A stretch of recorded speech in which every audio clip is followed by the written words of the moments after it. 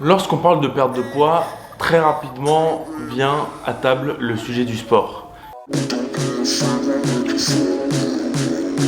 Quel type de sport est-il le meilleur pour perdre du poids? Est-ce qu'il vaut mieux faire du cardio? Est-ce qu'il vaut mieux faire de la musculation? Est-ce que dans le cardio il vaut mieux courir? Est-ce que dans la musculation il vaut mieux faire du poids de corps ou bien de la musculation classique en salle? C'est plein de questions qui reviennent énormément lorsqu'on cherche à perdre du poids. Derrière cette question, on va retrouver plusieurs choses. Déjà, premièrement, je vais juste éliminer un point, c'est que bien évidemment, lorsqu'on parle de perte de poids, le point le plus important et celui qui va être le facteur décisif sur ta prise ou ta perte de poids, c'est l'alimentation. C'est vraiment lui qui, en fonction de ce que tu vas manger, va te permettre de perdre concrètement du poids. Malgré tout, le sport pourrait rester un réel allié. Vraiment avoir ce côté positif de t'aider dans ta perte de poids. Et aujourd'hui, c'est là où on va mettre le focus. La musculation, en premier temps, est très positive dans une perte de poids puisqu'elle va te permettre de développer ta masse musculaire ou de la tonifier.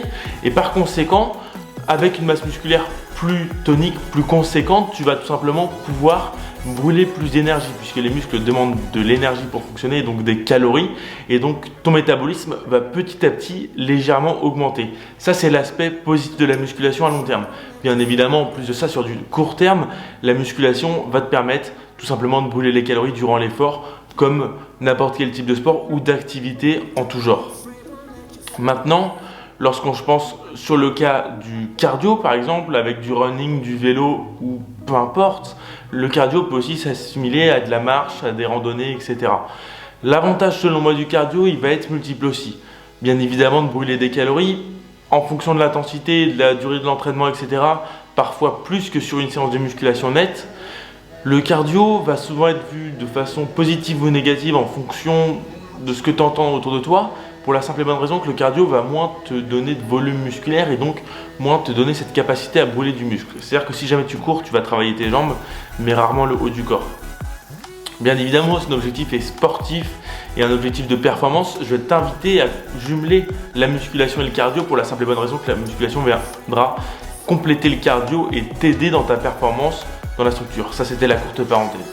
Au-delà de brûler des calories, le cardio va être positif au niveau de ton mindset, tout comme la musculation. C'est le sport en général qui va faire ça et qui va te permettre, bien évidemment, de passer un step. Le plus important, selon moi, c'est pas les avantages et les inconvénients de chacun. Parce que au niveau des inconvénients, la musculation, on pourrait dire que pour ceux qui font de la musculation en salle, l'inconvénient, c'est que tu es dans une salle. A l'inverse, l'inconvénient pour ceux qui font du cardio, c'est l'hiver, c'est plus compliqué de s'entraîner, ou du moins sinon ça peut être sur tapis, ou bien aller tout simplement braver un peu le froid, l'hiver, la pluie, etc. Ces deux options, c'est des points positifs, des inconvénients en fonction de là où tu te situes et de ce que tu souhaites aujourd'hui, toi personnellement. Au-delà, bien évidemment, de l'aspect où la musculation va t'apporter un rendu visuel, physique qui va beaucoup plus, j'ai envie de te dire, instagrammable, même si c'est pas du tout le bon terme et même si c'est pas du tout ce que je t'invite à rechercher, aujourd'hui je suis conscient que toi peut-être que ce que tu as envie c'est aussi d'être mieux dans ta peau et donc d'avoir un physique peut-être plus musclé ou plus tonique, etc. En fonction de ce que tu feras comme sport, ça va bien évidemment balancer d'un côté ou de l'autre dans le sens où le cardio va avoir cette tendance à te rendre plus athlétique mais bien évidemment plus endurant, alors que en fonction de ce que tu fais, bien évidemment, ça va dépendre des entraînements.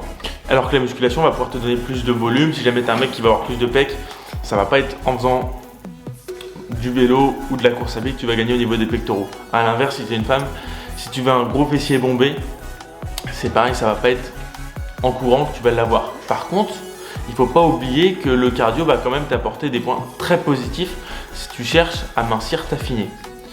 Mais le réel point derrière tout ça, au-delà des aspects positifs et négatifs, il faut savoir que la musculation, d'après les dernières études, et même si moi je suis fervent défenseur de cardio puisque je pratique le triathlon au quotidien, mais que je le jumelle avec une activité en musculation poids de corps en ce moment, pour la simple et bonne raison qu'il faut que je me renforce musculairement pour avoir une meilleure base et accepter un volume d'entraînement plus important. La musculation va être mieux pour perdre du poids pour la simple et bonne raison que tu vas pouvoir, grâce à la densité musculaire, améliorer un petit peu ton métabolisme et brûler plus de calories. Les dernières études ont montré la différence reste extrêmement faible. Et honnêtement, elle est tellement faible que j'ai même pas envie que tu t'embêtes avec ça. Aujourd'hui, pour moi, le point le plus important, si tu souhaites perdre du poids, c'est de faire quelque chose qui te plaît. Parce que oui, la musculation va te permettre très légèrement, on parle d'un pourcentage qui est vraiment infime, et c'est pour ça que je pense vraiment que c'est une erreur de se baser là-dessus. Pour moi, le plus important, ça va être de te baser par rapport à tes goûts personnels. Si aujourd'hui tu adores courir, va pas t'emmerder à faire de la musculation en salle. Si tu détestes la musculation en salle, va courir. Il vaut mieux que tu fasses quelque chose qui te fasse plaisir, que tu le fasses avec envie et que du coup tu puisses te mettre une dynamique plus importante, plus rigoureuse autour de ça, avec par exemple 3, 4, 5, en fonction bien évidemment des objectifs, de ton temps disponible, etc., entraînements par semaine, plutôt qu'aller 2 fois à la salle à reculons par semaine en disant je suis chier, j'ai pas envie d'y aller, et qu'au final tu aies des séances à la salle qui soient pas spécialement très productives parce que tu n'as pas envie d'y aller de base. Donc voilà, je t'invite vraiment, au-delà de l'aspect physique, esthétique, etc., à aller vers ce qui te convient le mieux, tout simplement à titre personnel. Si aujourd'hui, tu n'as juste pas envie de faire de sport, mais que tu le dis d'un point de vue santé, ça peut être sympa.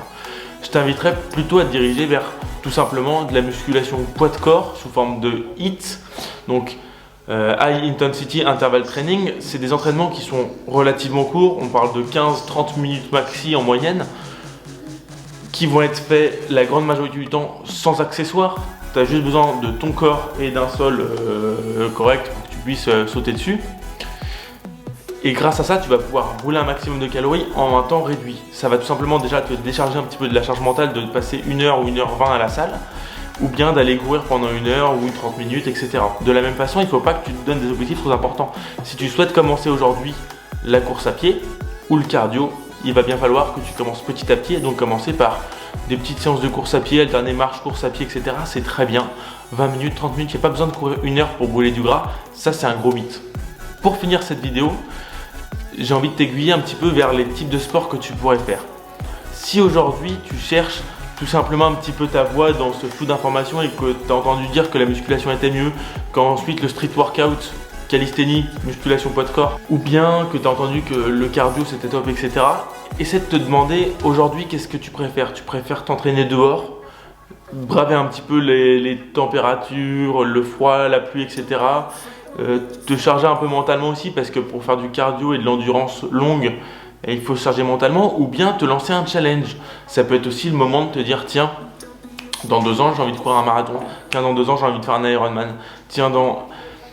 Ou à l'inverse, te dire ben moi j'ai pas envie de m'embêter à faire des séances longues, à avoir un objectif physique ou etc. Je préfère aller m'entraîner dans une salle, je préfère être entouré de gens parce que dans une salle il y a souvent du monde. Ou à l'inverse, je me fais un petit home gym, une petite salle chez moi tranquille pour m'entraîner. Et parce que bien évidemment l'entraînement va venir en complément de ton temps. Et ce qui va aussi être important, c'est que si aujourd'hui tu as une vie de famille, l'entraînement à la maison va peut-être être la solution qu'il te faut. Pour finir, je te mettrai dans la description le lien vers mon site qui t'indiquera un petit entraînement à faire à la maison si jamais ça t'intéresse. C'est un petit entraînement très court, 10 à 20 minutes, qui va te permettre déjà de mettre un premier pas à l'étrier et de commencer ta perte de poids et ton équilibre alimentaire complété de sport dès maintenant. Moi je te dis à bientôt pour une prochaine vidéo. Salut!